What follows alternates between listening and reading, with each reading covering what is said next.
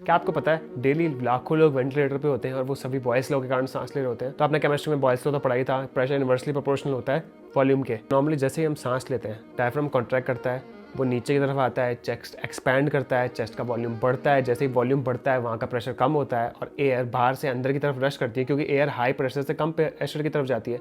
और जैसे हम एक्सेल करते हैं डायफ्राम वापस अपनी जगह पे आता है, चेस्ट का वॉल्यूम कम हो जाता है। जैसे वॉल्यूम कम होता है चेस्ट के अंदर का प्रेशर बढ़ जाता है और फिर जो एयर है वो बाहर की तरफ जाती है। तो अगर पेशेंट को कोविड, कोमा, पैरालिसिस हुआ है तो ये बेसिक प्रोसीजर नहीं कर पाता है और फिर वेंटिलेटर का यूज़ किया जाता है। वेंटिलेटर इस बेसिक प्रोसीजर को रिवर्स करता है। वेंटिलेटर में शुरू में हाई प्रेशर के साथ एयर अंदर भेजी जाती है, जिसके कारण लंग एक्सपैंड करते हैं।